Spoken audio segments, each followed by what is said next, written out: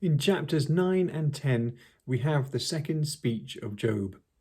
Job seems to endorse what Bildad has just said about God's justice. In 8:20, Bildad says, "See, God will not reject a blameless person, nor take the hand of evildoers." And in 9:2, Job responds with an affirmation and then a question.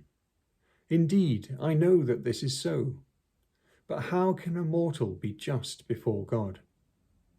This question sounds like Paul in Romans 3, who proves all are guilty and stand condemned before God.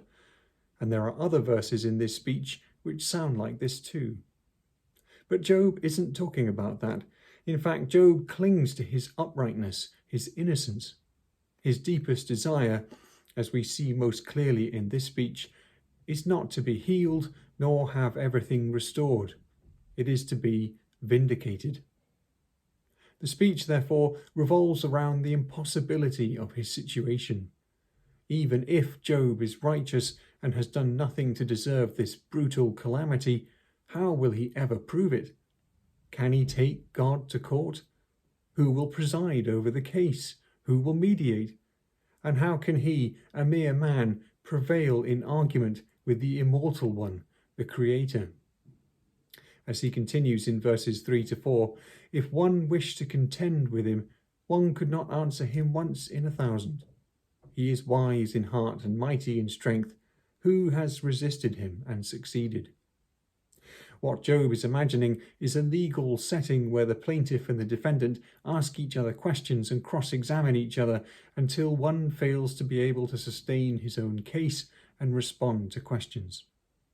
If Job could have this confrontation with God, how could he match God's wits? Indeed, when God does reveal himself to Job in the final chapters, he does indeed pepper him with questions which Job cannot answer. Verses 5 to 10 are a sort of hymn or doxology of the sort seen in the Psalms. But instead of being straightforward praise of God's wondrous acts in creation, Job uses these truths to show the impossibility of contending with God. Some scholars have understood Job to be criticizing God's quality of justice, that he is saying that with God, might is right. God can do what he wants because he is God. Who will stop him? He is the one who can overturn the mountains, which were thought to hold up the sky. If God says east is west and black is white, then now it is. However, I am not sure that is Job's point here. It is certainly the case that God does whatever he wants, but Job wants vindication. He wants God to publicly acknowledge that Job has not merited this suffering. In verses 11 to 13, he reiterates the impossibility of engaging with a God who is unwilling to make this declaration. He cannot be seen. He cannot be stopped. He cannot be answered. And so in verse 15, Job says this, "Though I am innocent, I cannot answer him. I must appeal for mercy to my accuser." Even though he has done no wrong, all it seems he can do is ask for mercy. But how can Job continue to think of God as just if God withholds this justice? And how can Job abandon the truth of his own integrity? Yet for all this impossibility, Job does not finally despair, but keeps pleading his case. Indeed, we see this from verse 27 onwards, where Job says that even if he gives up on his complaint about his innocence, God will still condemn him anyway.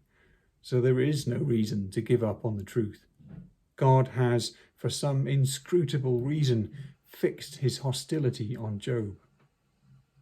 It is this point that Job dwells on in chapter 10. He says in verse 2, "I will say to God, do not condemn me. Let me know why you contend against me." Job continues to probe God's motives and questions how they work with the fact that God has created, cared for, and preserved Job all these years. He asks in verse 3, "Does it seem good to you to oppress, to despise the work of your hands?" And in verses 8 and 9, your hands fashioned me and made me, and now you turn and destroy me. Remember that you fashioned me like clay, and will you turn me to dust again? This continues until verse 12, where he speaks of God knitting him together, giving him steadfast love and caring for his life. But then, in verse 13, he says, yet these things you hid in your heart. I know this was your purpose. Job is saying that God took all this care to make him and preserve him, and all the while he had this secret plan to bring him to misery. It doesn't make any sense. And as he points out in verse 15, it doesn't matter if Job sins or is innocent, still he is covered in disgrace, because that's what his situation communicates to the world. Job is being punished by God. The relentlessness of God's attack on Job is described in verses 16 to 17, where God is a lion who hunts him, who brings new witnesses to accuse him, and fresh troops to attack. It is no wonder that in the final verses, Job returns to his wish that he had been stillborn, that he had never seen the grief of life.